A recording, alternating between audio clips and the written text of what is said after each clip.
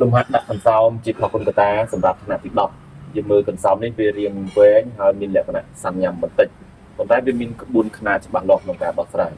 ដើម្បីដាក់កន្សោមនឹងជាខុសគុណកតាបានទី1យើងត្រូវចេះរៀបចំតួណាដែលមាន x ហ្នឹងយើងដាក់ម្ដុំតួណាដែលមាន y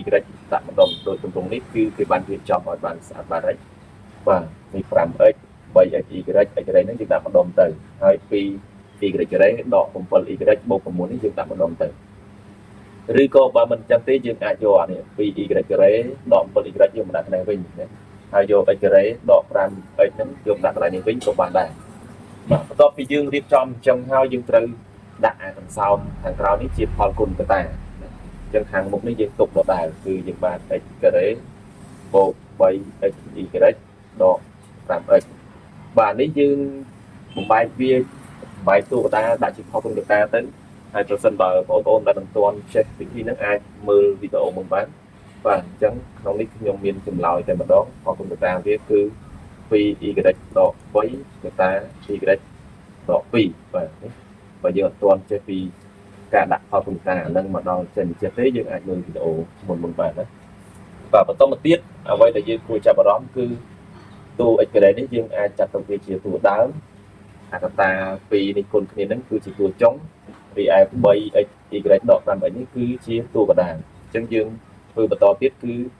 ប្រើវិធីគុណខ្វែងតួដើមរបស់វាគឺ x តួចុងគឺ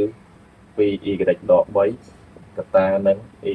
ដក 2បាទតួកណ្ដាលនេះគឺទាំងអស់នេះបាទអញ្ចឹងការបំបែកនេះគឺយើង x បំបែកបានជា x គុណនឹង x ចំណែកពីកតានេះយើងបំបែកបានជា 2y ដក 3កតានិង y ដក 2បំបែករួចយើងត្រូវធ្វើវិធីគុណខ្វែងបាទគុណខ្វែងនេះមកហើយខាងនេះជាលទ្ធផលបាទអញ្ចឹងយើងគុណមក x គុណនឹង 2y បាន 2x y x គុណនឹងដក 3បានដក 3x x គុណនឹង y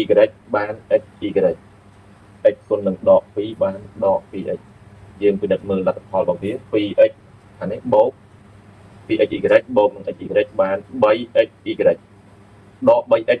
បាទមិនហ្នឹងសុំទោសម្ដងទៀត 2x គុណនឹងដក 2បានដក 2x នេះបាទអញ្ចឹងកន្លែងនេះបានដក 5x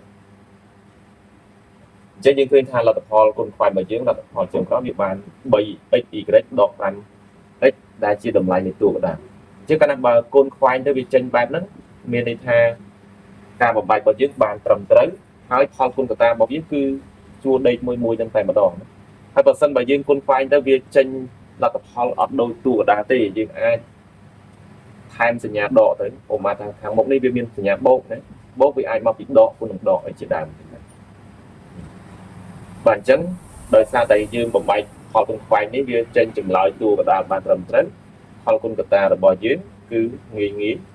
ជួរដេកនេះមួយ x ជាមួយនឹងនេះហើយពីមុខនេះបង្កប់សញ្ញាបូកអញ្ចឹងយើងគុណសញ្ញាបូកបញ្ចូលទៅបានបូក 2y ដក 3ហើយមកកតាទៀតគឺជួរដេកខាងក្រោម x បូក y ដក 2នេះគឺជាចម្លើយផលគុណកតា